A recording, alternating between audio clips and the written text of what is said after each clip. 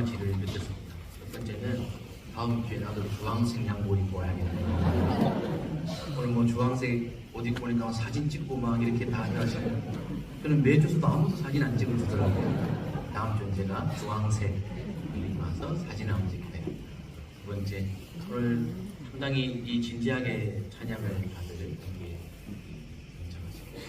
뭐 마음이 애들보다 잘해야 될 텐데 이런 응원으로 우리 할렐루야 더 심혈을 기울여 하신 것 같아요. 그죠? 전국대 임상팀 앞에서 해가지고 약간 긴장하신 것 같은데 훨씬 잘하시니까 걱정 안 하셔도 되겠습니다. 다시 한번 박수로 하나님께 응원해 드리겠습니다.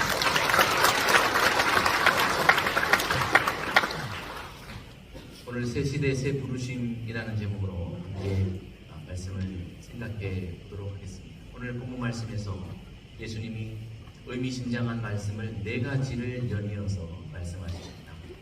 병든 자에게는 의사가 필요 없고, 건강한 자에게는 의사가 필요 없고, 병든 자에게 의사가 필요 없다. 혼인집에 초청받은 사람들이 신랑과 함께 있을 때는 금식할 수 없다. 그리고 생배 조각을 낡은 옷에 붙이는 자가 없다. 새 포도주를 낡은 가죽 부대에 넣는 자가 없다. 오직 새 포도주는 새 부대에 넣는다. 라는 말씀을 연이어서 하십니다. 오늘 본문 말씀은 마태복음, 마가복음, 누가복음, 즉 공관복음.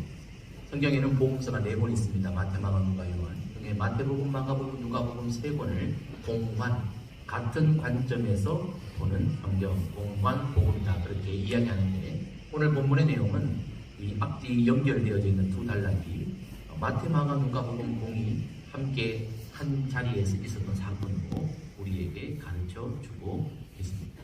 예수님께서 오늘 본문 말씀 속에 행하시는 말씀 속에 특별히 네 번째 새 포도주에 관한 이야기를 오늘 함께 생각해 보면서 새 포도주가 우리에게 어떤 의미의 말씀인지, 오늘 우리가 어떻게 말씀에 반응하며 살아야 되는지를 한번 생각해 보는 말씀의 시간을 되었으면 좋겠습니다. 오늘 본문 속에서 예수님께서 말씀하시는 새 포도주는 여러분들이 아시는 바와 같이 정말 이 마시는 포도주를 말씀하시는 것이 아닙니다. 바로 새 복음, 하나님 나라의 새로운 방식, 하나님 나라의 새로운 통치의 개념, 그것을 말씀하고 계십니다. 새 시대의 새 부르심 앞에 예수님께서 옛 율법, 옛 낡은 가치, 사람들이 살아가는 세상의 방식이 아니라 복음, 하나님 나라의 새로운 방식, 그것을 지금 전해주고 계시는데, 그것을 새 포도주라고 하는 이 의미에 담아 비유로 말씀하고 계시는 것입니다. 오늘 말씀은 이렇게 시작합니다. 레위라고 하는 한 사람을 부르시는 예수님을 우리에게 소개하면서 말씀이 시작되어집니다. 또 지나가시다가 그랬습니다. 또 무슨 의미입니까? 앞에서 무슨 일이 있었고 연결되어진다는 것을 말하고 있습니다. 앞전에 마가복음 1장에 어떤 일이 있었을까요? 부르신 사건이 있습니다. 바로 벳세다라고 하는 지역에서 베드로와 안드레와 야고보와 요한, 그물질하고 있는 그 어부들을 부르신 그 사건을 말하는 것입니다. 베드로와 안드레와 야고보, 요한이 그물질하다가 나를 따르라라는 예수님의 그 말씀을 듣고 모든 것을 버려두고 예수님을 따라간 이야기가 마가복음 1장에 기록이 되어져 있습니다. 또 지나가시다가 어디를 지나가셨습니까? 벳세다에서 옮겨 가브나움 지역으로 예수님께서 옮겨가셨습니다. 가브나움 지역에서 예수님께서 1장에서 하셨던 것 같이 또 부르셨습니다.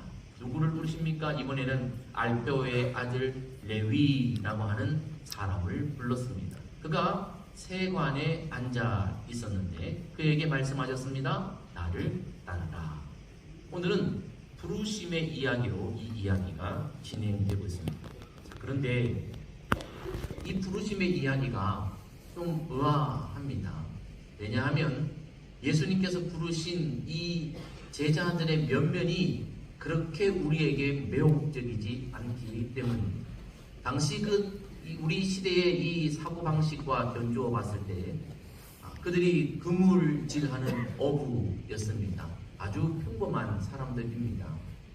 베세다라고 하는 지역에 살고 있는 일상생활하고 있는 평범한 사람들을 불러다가 예수님께서 새 시대를 창출해 보겠다고 제자를 모집하신 것입니다.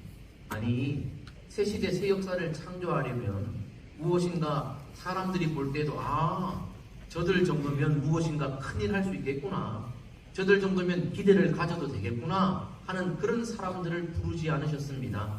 그저 일상생활에 있는 그 사람들을 주님이 부르셨습니다.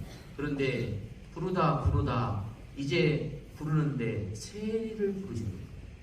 세리는 당시 이 사람들에게 죄인으로 취급받았고 매국노로 취급받았던 사람들입니다.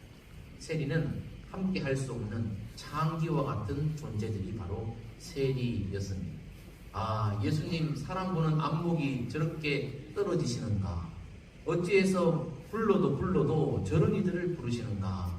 라는 의구심이 사람들에게 들 정도로 예수님이 불렀던 제자들의 모습은 참 부끄러운 모습들. 오늘날로 따지자면 이력서를 내면 1차 서류 전형에서 떨어질 만한 사람들을 예수님께서 지금 불러 모으고 계십니다. 왜 예수님은 안목 없이 베세다에서 그물질하는 자들과 가버나움에서 매국노로 창기와 같이 손가락질 당하는 죄인으로 일컫는 세리를 부르고 계실까요? 왜 그럴까요? 왜냐하면 그것이 하나님 나라의 방식이기 때문입니다. 그것이 하나님 나라의 새로운 통치의 방식이기 때문입니다. 오늘 본문 말씀 속에 우리는 새 포도주 이 개념 속에 사람을 외모로 취하지 아니하시는 하나님 나라의 방식을 보게 됩니다. 옛 포도주는 뭐냐? 세상의 포도주는 뭐냐? 사람을 겉모습으로 판단하는 방식입니다. 복음은 뭐냐? 예수님께서 우리에게 새로 주시기를 원하시는 새 포도주, 그것은 뭐냐? 하나님 나라의 새 방식은 뭐냐? 더 이상 사람을 외모로 취하지 않으시겠다는 것입니다. 억울하고 세리라고 사람들의 겉모습 선입견을 가지고 보는 그런 시대는 떠났다는 거예요. 지났다는 거예요. 이제 다시 오지 않는다는 거예요. 예수님이 다스리는 나라는 새 나라, 새 방식, 새 부르심의 방식으로 하는데 사람을 중심을 보며 부르신다는 것입니다. 오늘 본문 말씀에 부름을 받은 레위, 우리가 잘 아는 마태복음의 저자인 기록자인 마태입니다. 마태, 세리 마태, 이를 부를만 하셨을까? 이 중심은 그러면 예수님 모실 때 세리인데, 매국노인데 무슨 중심에 선한 것이 있겠나 싶은데, 여러분 복음서의 말씀을 가만히 보면 이 알페오의 아들 레위, 마태, 참 본받을 만한 점이 있는 그런 매력적인 사람입니다. 잘 봐야 되는데 그냥 보면 성경에서 발견할 수 없습니다. 마태복음, 마가복음, 누가복음 이 속에 오늘 본문의 이야기가 기록됐다고 설명을 드렸습니다. 마태복음 9장에 마태 본인 스스로가 이 사건을 기록했고요. 누가복음 5장 그리고 오늘 마가복음 2장에 이 말씀이 기록되어 있습니다. 누가복음 5장, 누가는 여러분 아시는 바와 같이 의사입니다. 굉장히 섬세한 과학자이죠. 아주 이 누가의 복음서를 보면 공간복음서, 사복음서 중에서도 굉장히 섬세하고 구체적으로 무엇인가를 기록하고 있다는 것을 우리가 눈치챌 수 있을 만큼 그 사람의 성품을 고스란히 하나님이 사용하셔서 복음서를 기록했습니다. 자, 누가는, 의사 누가는 촘촘하게 이렇게 기록합니다. 그 후 예수께서 나가사 레위라 하는 세리가 되었습니다. 여러분 마태복음에도 마가복음에도 세간에 앉아있는 자의 직업을 밝히지 않습니다. 그런데 꼼꼼한 의사 누가는 그가 세리라고 친절하게 우리에게 정보를 전달해주고 있습니다. 세리였구나. 레위가, 마태가 세리였구나 하는 것을 우리가 봅니다. 그냥 지나가다가 세간에 앉아있는 자가 아니라 세리구나 하는 것을 알 수 있습니다. 근데 예수님이 그를 나를 따르라 부르셨는데 누가복음 5장 28절 말씀에 보면 누가는 이렇게 기록합니다. 그가 모든 것을 버리고 일어나 나갑니다. 누가는 베드로를 통해서 그때의 이야기를 전해들으면서 그 섬세하게 기록하면서 그때 마태가 예수님을 따라갈 때 버린 것이 너무 많다는 것을 섬세하게 기록을 해놨습니다. 다시 말하면 이런 겁니다. 마태가 아무것도 없는 상태에서, 빈털터리인 상태에서, 세상에 대한 아무런 소망이 없는 상태에서 그저 예수님이 나를 따르라 하니 무슨 음식이나 얻어먹을 요량으로 그냥 할 수 없이 지푸라기라도 잡는 심정으로 그냥 틀레틀레 따라간 것이 아니라, 누릴 수 있음에도, 그가 소망이 있음에도, 그가 충분히 먹을 수 있음에도 불구하고 가진 모든 소유를 버리고 일어나 갔다는 것입니다. 여러분, 마태 이는요, 예수님의 부름 앞에 자기의 것을 포기할 수 있을 만한 마음의 준비가 되어 있던 그런 사람입니다. 그저 세리처럼 일반 세리처럼 욕심이 덕지덕지부터 돈에 미친 사람이 아니라 그것을 버려놓을 수 있을 만한 결단력이 있는 성품의 사람이 마태였다는 것입니다. 그리고 한번 보세요. 29절에 레위가 예수를 위하여 자기 집에 큰 잔치를 했다는 거예요. 이건 뭘 말합니까? 마태가 돈을 썼다는 거예요. 돈을 풀었다는 거예요. 잔치를 벌였는데 그냥 시시하게 한 것이 아니라 큰 잔치를 벌여서 세리와 다른 사람이 많이 앉아서 그렇게 잔치를 벌였다라고 섬세하게 기록합니다. 그런데 이 이야기를 본인 스스로는 마태복음 9장에서 뭐라고 말합니까? 나를 따르라 하시니 일어난다릅니다.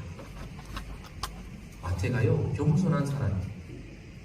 야, 내가 그때 예수님 부르실 때, 내가 다 버리고 떠났어. 나 이런 사람이야. 너 할 수 있겠어? 나 이런 사람이야. 라고 하지 않았습니다. 예수님 부르심에 저는 하고 따랐을 뿐입니다. 짧게 겸손하게 그 사건을 기록하고 있습니다. 이것은요, 그의 본성이 겸손한 것입니다. 그의 중심이 겸손하다. 10절 말씀도 보세요. 누가는 분명히 큰 잔치를 벌였다고 사실적으로 말하는데, 예수께서 마태의 집에 앉아 음식을 잡수실 때 굉장히 평범한, 그냥 일상생활 속에 밥 차려 먹는데 숟가락만 하나도 얹어서 예수님 초청한 것처럼 느껴질 수도 있을 만큼 내가 벌린 그 잔치가 그렇게 큰 잔치도 아니요, 자랑할 만한 잔치 아니고 그냥 그렇습니다 라고 자기가 그렇게 돈 들여서 정성 들여서 벌인 큰 잔치를 어찌 보면 아무것도 아닌 일상생활에 밥상을 차린 것처럼 겸손하게 표현해내고 있습니다. 그것이 마태복음 9장 9절 10절에 기록되어 있습니다. 여러분, 여기서 우리는 뭘 발견할 수 있습니까? 마태가 겉으로 보기에는 세리요, 돈 욕심 많은 자요, 매국노요, 죄인 중에 죄인으로 보이지만 중심을 보시는 예수님의 관점으로 보기 시작하고 성경을 잘 입체적으로 보니까 예수님께서 뽑으실 만한 매력적인 중심이 있었구나. 그 작은 겸손, 그 작은 배려, 그 작은 섬김을 예수님이 보고 계셨구나 하는 것을 우리가 알아차릴 수 있습니다. 어떤 신학자는 마태가 왜 예수님을 위해서 큰 잔치를 벌였는데 거기에 죄인과 다른 수많은 세리들과 그 창녀들을 그 잔치에 초청했을까? 거기에 대해서 이렇게 생각합니다. 마태가 자기가 만난 예수님을 단 한 번만이라도 자기와 같은 부류로 여겨지는 세리와 창기와 죄인들이 단 한 번만이라도 가장 가까이에서 먹고 그 말씀을 듣고 그의 향기의 채취라도 느낄 수 있도록 배려한 것이다. 그렇게 해석합니다. 예, 맞습니다. 정말 좋은 통찰이라고 여깁니다.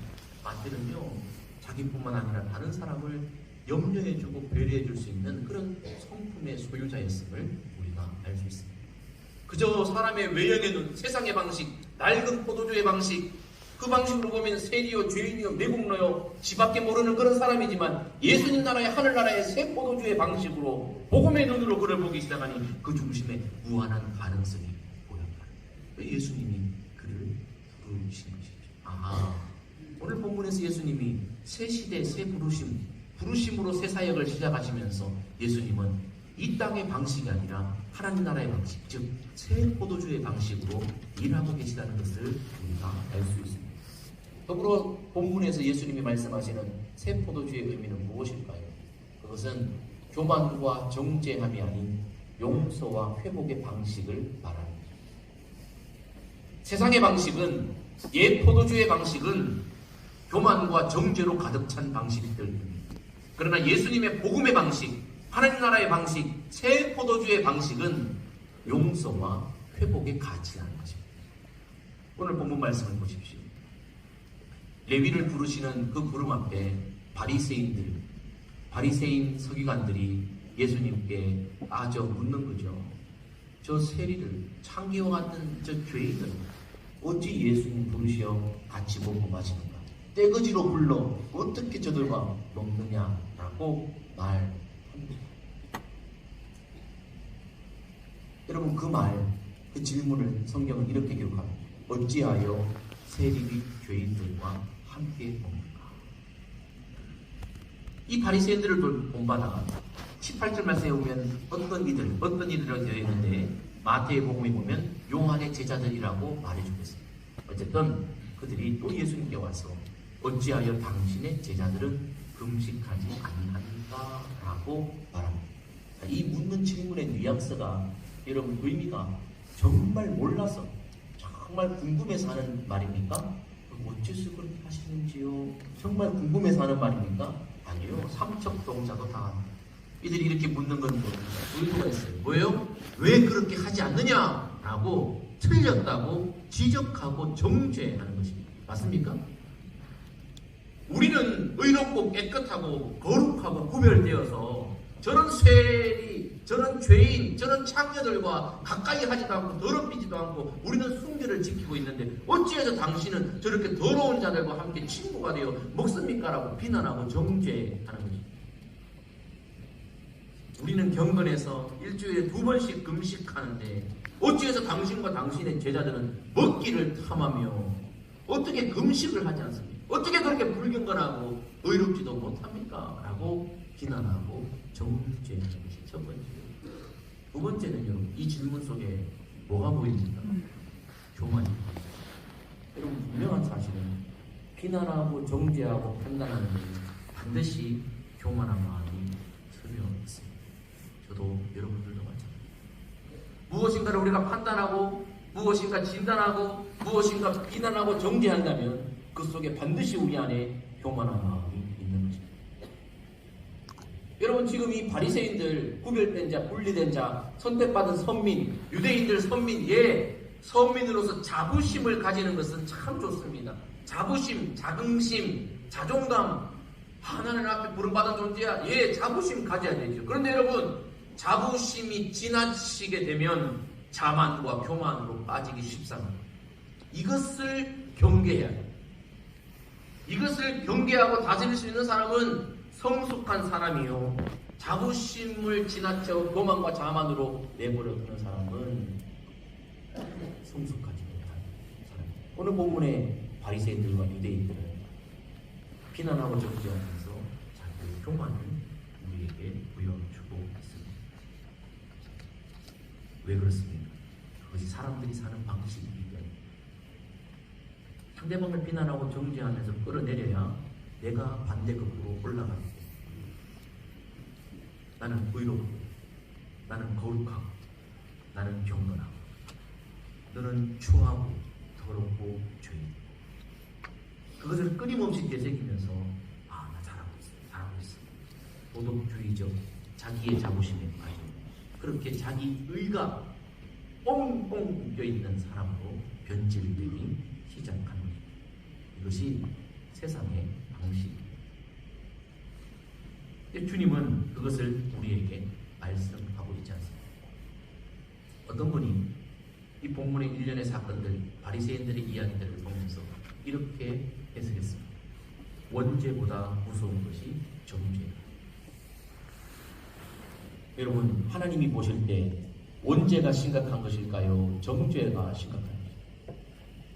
하나님이 보실 때, 태중에서 네 어머니가 모태 너를 잉태할 때부터 죄 중에 잉태했으니 너는 원죄를 가진 자야.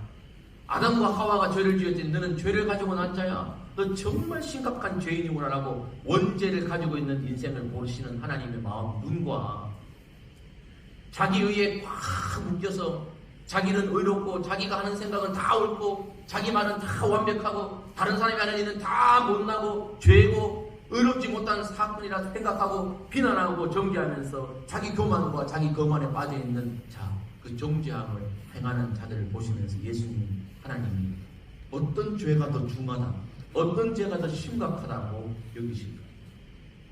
원죄보다 더 무서운 죄가 정죄.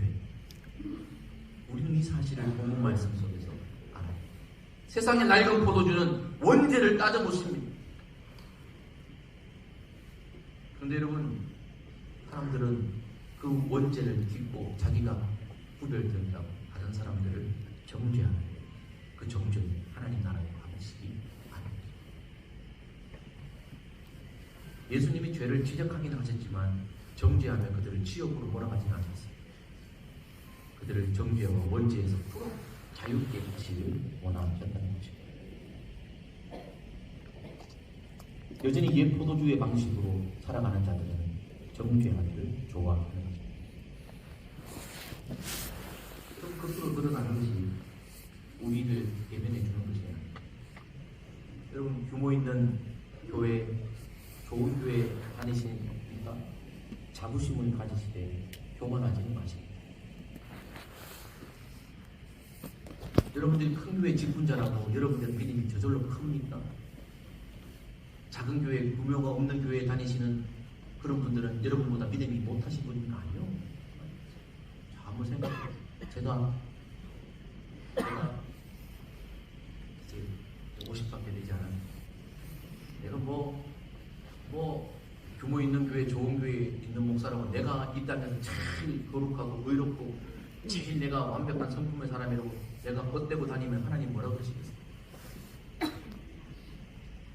여러분, 내가 규모 있는 교회 목사라고 작은 교회 목회자들을 무시하고 그럼 하나님 뭐라고 그러시겠어요? 무서운 일 아닙니까? 하나님은 촛대를 올리시고 여러분들도 마찬가지예요. 여러분들이 큰 교회라고 규모 있는 교회라고 여러분 믿음이 큰가? 작은 교회 무시하고 그러면 안 됩니다. 여러분, 우리에게 원죄보다 무서운 것이 교만입니다. 그 낡은 포도주를 버릴 수 있어야 하는 것입니다. 세상은 돈 잘 벌고 돈 많이 벌면 잘 산다고 합니다. 그죠? 야, 저 집 잘 산다. 저 집 아들도 잘 됐어. 잘 됐다 그러면 뭐예요? 보란 듯이 좋은 직장에 가든지 아니면 남들보다 더 많은 돈을 벌든지 남들보다 더 명예가 있든지 권력이 있으면 저 아들도 잘 살아라고 말합니다. 여러분, 그건 세상의 가치입니다. 이 땅의 방식이 낡은 포도주입니다. 낡은 가죽 부대입니다. 여러분, 하나님 나라의 방식은 그렇지 않습니다. 얼마나 많이 소유 있느냐가 문제가 아니라 얼마나 가치 있고 의미 있게 그것을 잘 사용하느냐가 그게 잘 사는 거예요. 얼마나 큰 직장, 좋은 직장, 연봉이 많으냐 이게 잘 사는 게 아니라 얼마나 하나님과 사람들 앞에서 선한 영향력을 끼치며 본이 되며 덕이 되는 삶을 사느냐 이게 잘 사는 삶이지 않습니까? 하나님 나라의 방식을 우리는 기억해야 합니다. 예수님께서 말씀하셨습니다. 생배 조각을 낡은 천에다가 연결하죠. 보매자는. 여러분, 생배 조각이 이완과 수축, 수분을 먹고 수분을 빼면서 이완과 수축할 때 그 낡은 이 천들을 끌어당기면 낡은 천들이 헤어지면서 옷이 상하게 되어집니다. 그래서 생배 조각을 낡은 옷에 꿰맬 수가 없는 거예요. 그 당시 사람들이 다 알아요. 여러분, 새 포도주를 이 팔레스틴 지역에서는 양 가죽 부대로, 양 가죽으로 만든 부대에다가 담아서 보관했습니다. 근데 여러분, 포도주가 양 가죽 부대에 집어넣으면 숙성합니다. 숙성하게 되면 그 부패가 팽창하게 되어 있습니다. 근데 새 가죽 부대, 양 가죽 부대는 팽창하는 그 부피에 따라서 그 유연하게 부드러운 가죽이기 때문에 늘어나기도 하고 줄어들기도 한다고 합니다. 근데 여러분, 낡은 가죽 부대는 이미 그 안에 당분이 낡은 가죽 부대 안에 표면에, 안에, 내면에, 표피에 낡은 당분이 이미 있어서 딱딱하게 굳는다. 근데 딱딱하게 굳어진 가죽 부대에다가 새 포도주를 집어넣으면 새 포도주가 그 안에서 발효되고 숙성되어져서 부피가 커질 때 딱딱하여 유연하지 못한 가죽 부대가 어떻게 돼요? 터진다. 아무리 좋은 새 포도주를 거기 담아두어도 터져버리면 가죽 부대도 못 쓰고 담아놓은 포도주도 못 쓴다는 거예요. 그 세상 사람들이 너무 잘 아는 거예요. 근데 그 시대의 바리새인들과 유리대인들, 종교 지도자들 그들은 딱딱하게 굳어버린 자기들만의 생각, 자기들만의 고집, 자기의에 꽉 뭉쳐 있어서 새 포도주 하나님 나라의 방식을 받아들일 수가 없어요. 빛이 어둠에 비쳤지만 어둠이 빛보다, 사람들이 어둠을 빛보다 더 사랑해서 빛을 배척해내는, 그 십자가에 달아 죽여버리는, 자기들이 받아들일 수 없는 거예요. 예수의 가치를 받아들일 수 없어요. 왜? 자기들의 심령의 가죽부대가 딱딱하기 때문에. 이미 세상의 것들로 다 덕지덕지 붙어 있어서 하나님 나라의 새 방식, 새 복음을 받아들일 여력이 없기 때문에. 그러면서 그들에게 딱딱한 그들의 그 가죽부대만큼이나 그들은 딱딱한 자기의, 완전히 굳어버린 자기 교만에 빠져 있었어요. 예수를 비난하고 정죄하고, 예수님은 다른 용서와 회복을, 병든 자에게 의상을 필요하다. 나는 그들을 위해 왔다. 너희는 건강하다 여기고 그들을 비난하고 정죄하지만 나는 하나님 나라의 가치로 그들을 고치고 돌리고 왔다. 전혀 다른 삶은 당신의 자세, 새 포도주의 당신의 자세. 나는 의를 보고 계십니다. 여러분 한번 생각해 보세요. 자기가 건강한 자라 생각하고, 자기가 건강한 자라 생각하고 의로운 자로 생각하면서 예수님이 가까이 오지 못하게 사는 사람과, 나는 죄인입니다, 나는 연약합니다, 나는 부족합니다 여겨 예수님이 가까이 오게 한 사람, 이 두 사람의 앞으로의 삶은 어느 삶이 더 행복하고 복될까요? 예수님이 가까이 계신 삶인 줄 믿습니다. 당시에 낡은 포도주, 낡은 가죽부대를 가지고 있던 유대인들은 예수님을 가까이 할 수 없었어요. 왜? 자기는 건강하다고 여깁니다. 자기 가치가 건강하고, 자기 생각이 건강하고, 자기 판단이 건강하고, 자기 마음이 건강하고, 자기가 행하는 모든 일은 다 의롭고 건강하기 때문에 예수 따위가 필요 없다고 얘기해요. 비난하고 정죄했던 거죠. 한 가지만 더 살펴보겠습니다. 이처럼 자기 의에 가득 차 새 포도주를 받아들일 수 없는 낡은 가죽부대를 가지고 있던 이 유대인들, 바리새인들, 예수님 그들에게 하셨던 말씀이 있어요. 마태복음 6장에 보면 이처럼 옛 사고방식에 빠져서 자기 의에 살던 사람들을 이렇게 예수님은 평가하십니다. 사람에게 보이려고 너희가 그렇게 한다. 너희는 사람에게 보이려고 하는 사람, 너희는 사람에게 보이려고 한다. 그들의 심령을 찌르면서 예수님이 세 번이나 말씀합니다. 너희는 사람에게 보이려고 한다. 그것을 전문용어로 외식이라고 합니다. 외식하는 자, 사람에게 보이려고 한다. 여러분, 낡은 시대의 방식은 사람에게 보이려고 합니다. 형식주의요, 율법주의. 이들은 하나님의 법을 자기들의 장로의 유전들보다 못한 법으로 여겼습니다. 자, 여러분,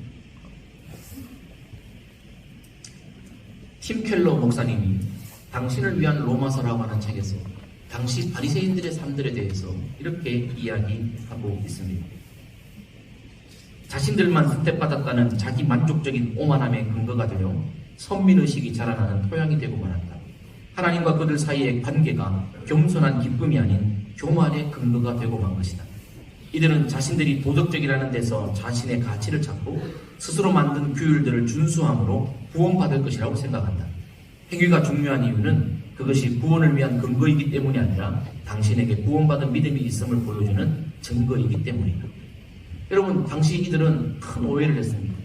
자기들의 의로운 삶이 구원을 이루게 될 것이라고 그렇게 착각하며 자기 의에 빠져 살았던 것입니다. 그들이 얼마만큼 그렇게 의에 빠져, 자기 의에 빠져 살았는가 하면 미시나에 보면 그들이 안식일에 금지했던 법들이 나옵니다. 여러분, 유대인들에게는 토라가 두 개 있습니다. 하나는 쓰여진 토라이고 하나는 구전으로 전해진 토라입니다. 쓰여진 토라는 모세에 의해 기록되어진 율법, 모세 오경을 말합니다. 쓰여진 토라입니다. 구전은 랍비들에 의해 가르쳐진, 구전에 의해 전해진 구전된 토라, 그것을 정리한 것이 미시나입니다. 이 미시나에서 발전하게 되면 여러분 잘 아시는 탈무드가 나오게 되는 거예요. 이 미시나에 보면 이 사람들이 39가지의 규정을 정해서 안식일에 못하도록 했어요. 씨 뿌리지 못하게 했고, 밭 갈지 못하게 했고, 추수하지 못하게 했고, 이 정도는 그렇다 칩시다. 바느질도 못하게 했고, 불을 켜지도 못하게 했고, 불을 끄지도 못하게 했고, 알파벳 두 글자 이상 쓰면 일하는 것이라 얘기했고, 알파벳 2글자 이상 지우면 일하는 것으로 금지했습니다. 그 어떤 것도 못해요. 여러분, 하나님께서 안식일법을 주시면서 내가 거룩하니 너희도 거룩하라, 안식일을 거룩히 지키라 말씀하실 때 언제 불도 켜지 말고 불도 끄지도 말고 알파벳 2글자도 쓰지 말고 이렇게 하신 말씀이 있습니까? 없습니다. 근데 이들은 자기 의에 빠져서 우리는 안식일을 정말 잘 지켜. 어느 정도 잘 지키는가 하면 이 정도로 잘 지켜. 절대 일을 안 해. 우리는 이 정도로 거룩해 라고 자기 의에 빠졌습니다. 예, 뭐 자기들이 그렇게 한다는데 뭐 말릴 건 뭐가 있어요. 근데 문제는 이들이 세력을 이루고 기득권을 이루어서 그것을 다른 사람들에게 올무로 씌워버리는. 우리가 안식일을 거룩히 지키면서 알파벳 2글자 안 쓰니까 너희도 안식일 거룩히 지킨다면 알파벳 2글자 쓰지 마. 쓴다면 너희는 불경건한 자들이야. 너희는 죄인이야 라고 비난하고 정죄하면서 그 무단을 만들어놨어요. 장로의 전통, 장로의 유전들. 그것을 위하여 올무를 씌운 거죠. 정죄하는. 하나님 기뻐하시겠습니까? 아니요. 그 방법을 기뻐하지 않습니다. 예를 들어 보겠습니다. 오늘 여기 주일에 오셨는데 참 잘 오셨습니다. 근데 왜 새벽 기도는 안 오냐 이분들아? 라고 제가 여러분들에게 말했다고 생각해 보십시오. 이게 하나님 마음, 하나님 말입니까? 제 말입니까? 이건 하나님 말씀 아닙니다. 새벽 기도 안 오면 나 지옥 가라. 이거 하나님 말씀 아니에요. 찔림이 있으면 나오시길 바래요. 제가 여러분들 주일 앞에서 여러분한테 아이고 김 권사님 왜 새벽 기도 안 나옵니까? 죄인아. 이렇게 인사한 적 있습니까? 저는 그렇게 절대 인사 안 합니다. 왜요? 저도 사실 새벽에 안 오고 싶은데. 그래서 저는 여러분들이 새벽 기도하라고 합니다.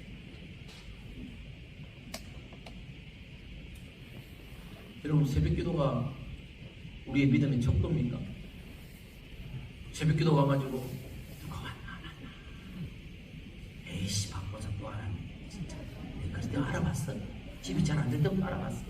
여러분, 이러라고 여러분 새벽에 깨워서 하나님 여러분들은 새벽 기도 보내주셨을까요? 그런 거 하지 말라고 새벽 기도 보내주시고 제발 좀 고치라. 여러분, 새벽 기도 오는 게 무슨 자기 의예요? 수요예배 오는 게 뭐 그렇게 잘한 거예요? 당연한 건데 그게 뭐 잘하는 거예요? 그래요 안 그래요? 아니, 권사가 새벽 기도 나오고 수요예배 나오는 게 당연한 거지. 그걸 뭐 이렇게 생각하냐? 지금 잘 들으세요. 은중유골이에요. 당연한 건데 그걸 뭐 잘한다고 김권사 니 안 왔니? 정죄하고 비난하고 니네 기도 안 할 때부터 알아봤대. 여러분, 그거 하나님 보고시 아닙니다. 알았으면 그럼 왜 못 오셨을까? 왜 자꾸 못 오실까? 아프신가? 힘드신가? 이게 주님 마음이지. 저리 만나나. 목사가 몇 번 동안 기도하나? 오늘 목사 왜 빨리 가나?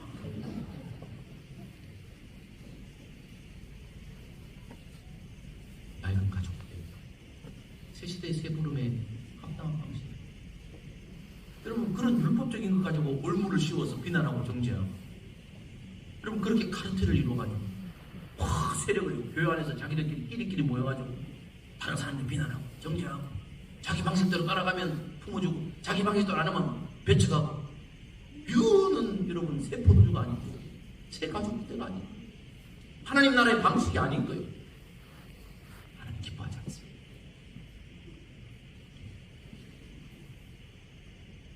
하나님은 형제교회에 빠져있는 그들을 기뻐하지 않습니다. 하나님은 원하시는 삶의 현장에서 긍휼을 행하고 성실히 살아가는 삶을 원하십니다. 여러분, 한번 생각해 봅시다. 소방관 아저씨들, 경찰관 아저씨들, 여러분 교대 근무하면 주일날 교회 못 오시죠? 그럼 직장 그만둬야 돼요? 아니면 계속 다녀야 돼요? 불이 꺼지지 않는 직장에 여러분 교대 근무하시는 분들 주일 성수해야죠. 예배당에 와서 예배 드려야지. 아우, 그런 직장 때리쳐야 됩니까? 네? 아니요. 주님이 원하시는 삶은 뭘까요? 심령의 문을 예루살렘을 향해, 교회를 향해 열고 밤샘 근무를 하면서 마음속으로 말씀을 되새기고 그 속에서 찬송을 부르며 하나님과 친밀한 중에 그 자리를 삶의 예배의 자리로 만드는 그를 하나님이 기뻐하시는 줄 믿습니다. 여러분 경찰관들, 소방관들 사표 쓰지 마세요. 주일 맞으면 그 자리에서 예배하면 됩니다. 여러분 예배당에 와가지고 예배한 것이 내 의가 될 바에는 여러분 삶의 자리에서 더 성실히 일하는 게 훨씬 나아요. 주님이 원하시는 게 뭐예요? 율법과 형식이 아닙니다. 새 포도주를 단 새 가죽 부대를 거예요. 그러면서 그런 분들을 정죄하고 여러분 하나님 자신하죠. 그게 기초가, 그게 잣대가 되면 안 돼. 그게 기준이 되면 안 돼요. 마음 중심.